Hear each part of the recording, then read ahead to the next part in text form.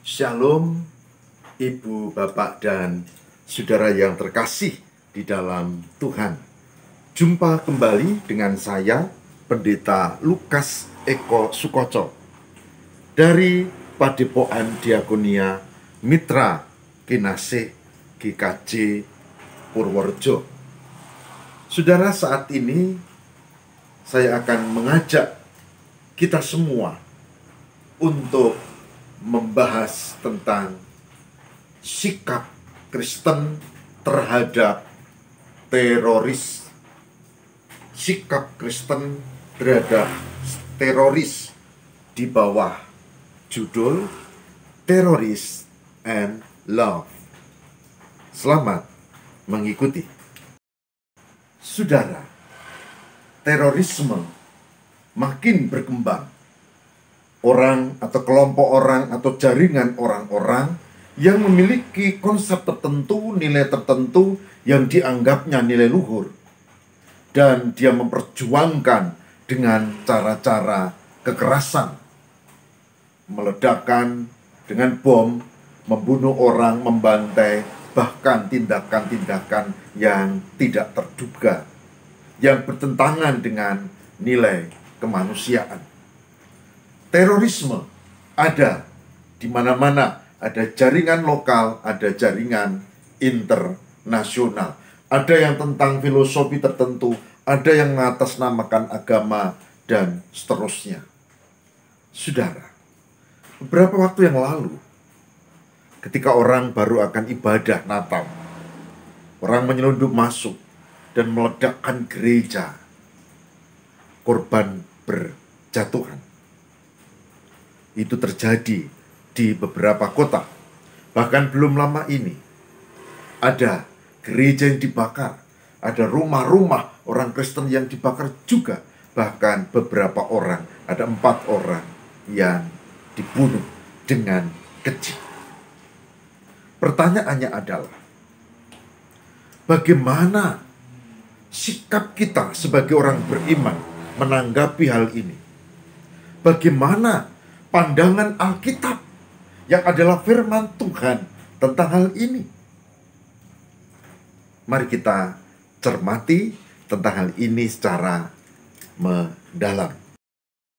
Saudaraku yang terkasih di dalam Tuhan, menurut Injil Yohanes 16, Injil Yohanes 16 pada ayat yang pertama sampai keempat, dikatakan bahwa Yesus sudah memperingatkan bahwa nanti setelah kehadirannya akan ada kelompok-kelompok orang yang memaksakan kehendak, yang memusuhi orang beriman, bahkan dikatakan di sana yang membunuh dan menyangka ia berbuat bakti kepada Allahnya. Saudara, perhatikan Yohanes 16. Saya akan baca untuk kita renungi dan resapi. Semuanya ini kukatakan kepada kamu, supaya kamu jangan kecewa dan menolak aku. Kamu akan dikucilkan.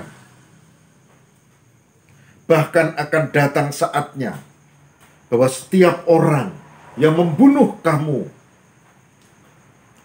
akan menyangka bahwa ia berbuat bakti kepada Allah. Mereka akan berbuat demikian karena mereka tidak mengenal baik Bapa maupun aku. Tetapi semuanya ini kukatakan kepadamu, supaya apabila datang saatnya, kamu ingat bahwa aku telah mengatakannya kepadamu. Oke? Dikatakan dengan tegas, kamu akan dikucilkan. Bahkan akan datang waktunya setiap orang yang membunuh kamu menyangka bahwa ia berbuat bakti kepada Allah. Ayat 2, Yohanes 16 ayat 2.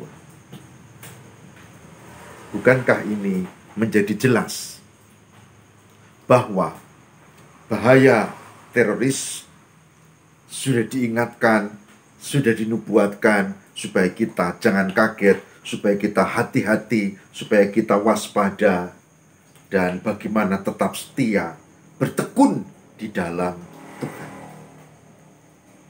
Saudaraku, ayat ini belum menjawab pertanyaan kita. Lalu bagaimana sikap kita? Sikap sebagai orang beriman berhadapan dengan terorisme, dengan teroris. Apakah kita diizinkan untuk membalas? Apakah kita diizinkan untuk memerangi, bahkan kalau perlu membinasakan? Apakah kita pasif dan diam saja ketika kita mau dihabisi? Pertanyaan ini menjadi pertanyaan etis. Saudara, saya tidak mengajak kita untuk berdebat hal ini, tetapi saya mau mengajak kita untuk mengambil bagian dari firman Tuhan yang menjadi landasan hidup kita. Bagaimana saya, saudara, sebagai orang yang beriman menanggapi hal ini, menyikapi hal ini. Mari kita bersama membuka dalam kebenaran sabda Tuhan. Saudara, sikap yang ada di dalam Alkitab jelas, yaitu kita harus tetap hidup di dalam cinta kasih. Kedua, kita menghargai bahwa ada pemerintah yang mengatur kehidupan, ada aparat keamanan. Jadi, tentu tidak dibenarkan untuk bertindak sendiri. Tapi yang paling penting adalah kesaksian di dalam Roma 12 ayat 17. Roma 12 ayat 17 dikatakan begini: janganlah membalas kejahatan dengan kejahatan, lakukanlah apa yang baik bagi semua orang.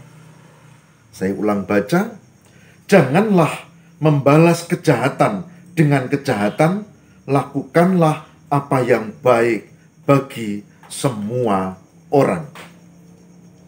Roma 12 ayat 17. Saudaraku yang terkasih di dalam Tuhan, dari bacaan-bacaan ayat Alkitab, kita makin sadar dan diyakinkan bahwa pada masa akhir zaman akan banyak tantangan, kesulitan, dan persoalan. Tapi yang paling penting, kita harus tetap tekun di dalam Tuhan. Tidak cukup itu, kita juga dilatih untuk tetap menghargai pemimpin, aparat yang bertindak sesuai dengan tupoksi, tugas pokok, dan fungsi. Dan firman Tuhan mengatur bahwa kita tidak dibenarkan untuk membalas kejahatan dengan kejahatan. Kita harus hidup di dalam kasih. Dan ini membutuhkan perjuangan. Karena apa? Karena kita manusia yang bisa saja menjadi panas hati. Tapi firman Tuhan hari ini mengajarkan kepada kita supaya kita sungguh-sungguh hidup di dalam cinta kasih seperti Kristus mengajarkan cinta kasih kepada kita. Saudara, sebagai hambanya, saya mengajak, mari kita belajar tetap hidup dalam kebaikan dengan sesama, dengan tetangga, meskipun berbeda pilihan, berbeda agama atau ras atau apa. Mari kita tetap hidup yang baik. Mari kita saling menopang, mari kita saling menghormati. Dan sekali lagi, kalau ada hal-hal yang tidak semestinya, tidak boleh gegabah, bertindak sendiri, main hakim sendiri. Karena apa? Ayat lain mengatakan, pembalasan adalah hakku, kata Tuhan. Tapi ayat yang kita baca, memang kita tidak benar untuk membalas kejahatan dengan kejahatan. Selamat berjuang, mari kita berdoa. Semoga Indonesia makin diberkati, aman, dan semoga orang-orang yang berbuat seperti tadi itu diinsyafkan, disadarkan oleh Tuhan. Tuhan memberkati. Amin. Saudara, agar kita dimampukan untuk tetap berbuat cinta kasih, bahkan kepada orang-orang yang memusuhi kita, maka kita butuh tuntunan Tuhan yang menyertai dengan Roh Kudus-Nya. Oleh sebab itu, sebagai hambanya, saya mengajak, mari kita berdoa, mari kita memohon, semoga Tuhan memberkati kita dan memampukan kita untuk hidup dalam cinta kasih. Marilah kita berdoa.